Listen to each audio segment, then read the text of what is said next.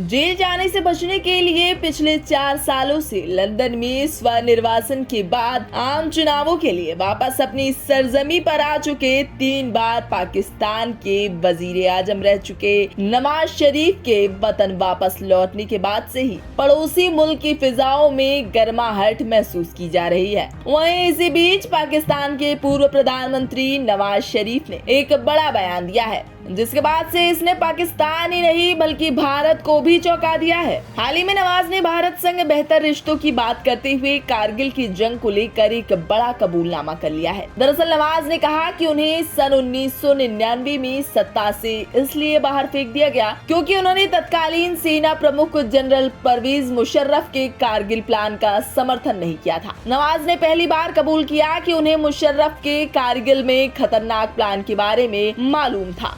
नवाज ने अपनी पार्टी के सदस्यों को संबोधित करते हुए कहा कि मुझे बताया जाना चाहिए कि मुझे सन 1993 और 99 में क्यों बाहर कर दिया गया था, जब मैंने कारगिल योजना का विरोध करते हुए कहा था कि ऐसा नहीं होना चाहिए, तो मुझे जनरल परवेज मुशर्रफ ने बाहर कर दिया था और बाद से मैंने जो कुछ कहा वो सही साबित हुआ। आपको बता दें कि शरीफ अगले साल होने वाले आम चुनाव के लिए टिकट के दावेदारों से बातचीत के लिए लाहौर आए हुए थे। इस दौरान पाकिस्तान मुस्लिम लीग नवाज के प्रमुख नेता नवाज शरीफ ने कहा कि मैं जानना चाहता हूं कि हर बार ही मुझे क्यों हटाया गया। नवाज ने कहा कि उन्होंने इस मसले को सही तरह से संभाला था और मुशर्रफ से कहा था कि कारगिल में जंग नहीं होनी चाहिए। शरीफ ने इस बात का भी जिक्र किया कि जब वो पाकिस्तान के प्रधानमंत्री थे उस दौरान भारत के 2 प्रधानमंत्री पाकिस्तान की यात्रा पर आए थे। पूर्व प्रधानमंत्री ने ये भी कहा कि हमने हर मोर्चे पर बढ़िया काम किया था। मेरे कार्यकाल के दौरान भारत के 2 प्रधानमंत्री नरेंद्र मोदी साहब और अटल बिहारी वाजपेयी साहब लाहौर आए थे। साथ ही नवाज ने भारत और अन्य पड़ोसी मुल्कों के साथ संबंधों में सुधार पर भी जोर दिया था। गौरतलब है कि भारत और पाकिस्तान के बीच मई 1999 में कारगिल में संघर्ष की शुरुआत हुई थी। उस समय पाकिस्तान आर्मी के समर्थन से कुछ आतंकी जम्मू कश्मीर के द्रास सेक्टर में दाखिल हो गए थे। जुलाई में जाकर यह संघर्ष खत्म हो सका था।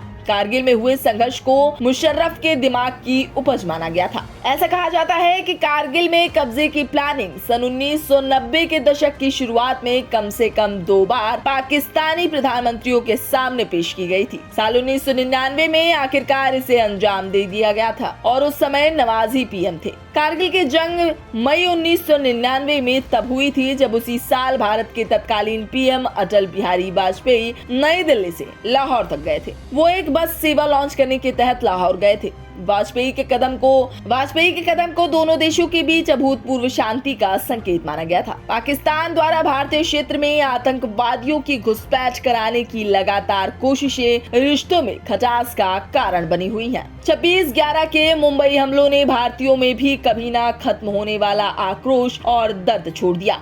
वर्ष 2019 में अनुच्छेद 370 के निरस्त होने के बाद भारत पाकिस्तान संबंधों में भी गिरावट आई। वहीं पाकिस्तान में अगले साल की शुरुआत में आम चुनाव होने हैं। 8 फरवरी को देश में आम चुनाव कराया जाएगा। इसके लिए शरीफ लगातार सक्रिय हैं और चुनाव लड़ने के इच्छुक लोगों से लगातार संपर्क कर रहे हैं और रोजाना उनके साथ बैठकें भी कर रहे हैं। ऐसे में अब पाकिस्तान वापसी के बाद नवाज शरीफ का यूं कारगिल युद्ध का विरोध करने के कारण उनकी सरकार के हुए सैन्य तख्तापलट पर बड़ा खुलासा करना वाकई सनसनीखेज माना जा रहा है और एक बार नापाक पाकिस्तान की पुरानी कायराना हरकत के जख्म ताजा हो गए हैं।